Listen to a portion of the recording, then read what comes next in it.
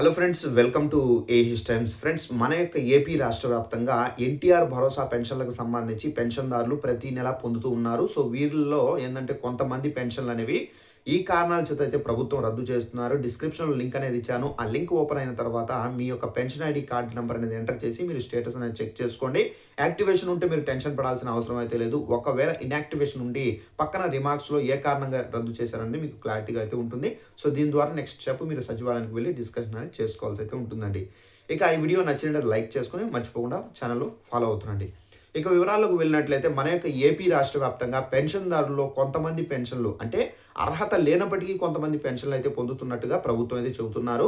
అయితే ఎవరు ఈ అర్హత లేకుండా పెన్షన్లు పొందుతున్నారు ఏంటనేది మీకు క్లారిటీగా ఎక్స్ప్లెయిన్ అయితే చేస్తాను. గత ప్రభుత్వంలో మనకి ఏంటంటే కొంతమంది వికలాంగులే వారికి వికలాంగత్వం లేనప్పటికీ కొంతమంది ఏంటంటే డబ్బులు ఇచ్చి అంటే లంచాలనేది అధికారులకు ఇచ్చి సో తప్పుడు దోవలో అంటే అర్హత లేనప్పటికీ అర్హత అనేది అంటే ఫేక్ సర్టిఫికెట్స్ సదరం సర్టిఫికెట్స్ అనేది సృష్టించి ఈ విధంగా పెన్షన్లు అనేది పొందుతున్నట్టుగా ప్రభుత్వం గుర్తించారు. ఇలాంటి వాళ్ళు ఎవరైతే ఉన్నారో అలాంటి వారి ఇళ్లకు సచివాలయ అధికారులు వచ్చి వెరిఫికేషన్ అనేది చేస్తారు. సో వారి యొక్క సదరం సర్టిఫికేట్లో ఒకవేళ 40% కన్నా అబోవ్ పర్సంటేజ్ ఉండి సో ఒకవేళ వారికి వికలాంగత్వం లేకుండా సో ఫర్ ఎగ్జాంపుల్ వాళ్ళకి చౌడు ఉందని చెప్పేసి సర్టిఫికేట్ తీసుకున్నారు. బట్ ఏంటంటే వాళ్ళకు వినిపిస్తుంది. బట్ ఇలాగేంటంటే తప్పుడు దోవలో పెన్షన్లు అనేది పొంది చాలామంది పెన్షన్లు అనేది తీసుకుంటున్నారని చెప్పేసి ప్రభుత్వం గుర్తించారు.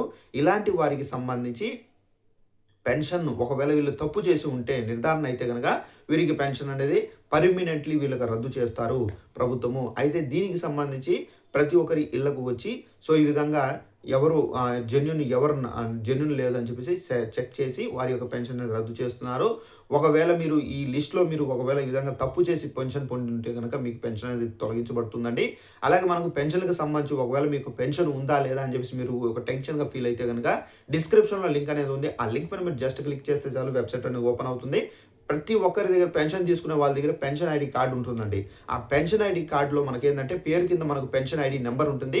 ఆ నెంబర్ జస్ట్ మీరు ఆ బాక్స్లో ఎంటర్ చేసి స్టేటస్ పైన క్లిక్ చేస్తే చాలు మీకు స్టేటస్ అనేది వస్తుంది. ఈ స్టేటస్లో మీకు యాక్టివేషన్ ఇన్యాక్టివేషన్ అంటే యాక్టివేషన్ ఉంటే మీ యొక్క పెన్షన్ అనేది డోకా లేదు, మీ యొక్క పెన్షన్ అనేది ప్రతి నెల వస్తుంది, మీ యొక్క పేరు అనేది తొలగించలేదని చెప్పేసి అర్థము.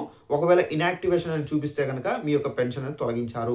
ఏ కారణం తొలగించారు ఏంటంటే పక్కన మనకు రిమార్క్స్ అనేది ఇచ్చుంటారు. ఆ రిమార్క్స్ ద్వారా మీరు ఆ కారణం అనేది కనుక్కోవచ్చు. ఆ కారణం కనుక్కొని మీరు గ్రామ మరియు వార్డు సచివాలయం అంటే మీ ఏరియాలో ఉన్నటువంటి గ్రామ మరియు వార్డు సచివాలయానికి వెళ్ళి సో ఎందుకు తొలగించారు ఏంటనేది మీరు అక్కడ అడిగితే కనుక వాళ్ళు మీకు క్లారిటీగా ఎక్స్ప్లెయిన్ చేస్తారు. దీన్ని బట్టి మీకు ఫర్దర్ నెక్స్ట్ స్టెప్ ఏం చేయాలి సో ఏంటనేది మీకు ఆప్షన్ అయితే ఇస్తారు. అలాగే ఒకవేళ మీరు జెన్యున్గా ఉండి కావాలనే గవర్నమెంట్ అన్ఫార్చునేట్లీగా తొలగిస్తే కనుక మీరు అపీల్ చేసుకోవచ్చు. ఈ అపీల్లో మీకు వెరిఫై చేస్తారు. వెరిఫై చేసిన తర్వాత ఒకవేళ మీరు నిజంగానే జెన్యున్ అని గుర్తించబడితే కనుక మీకు మళ్ళీ పెన్షన్ అనేది వస్తుందండి. సో ఇదండి మనకు ఉన్నటువంటి ఇన్ఫర్మేషన్. ఇలాంటి అప్డేట్స్ కోసం ఛానల్ ఫాలో అవుతారండి. Thanks for watching this video. All the best.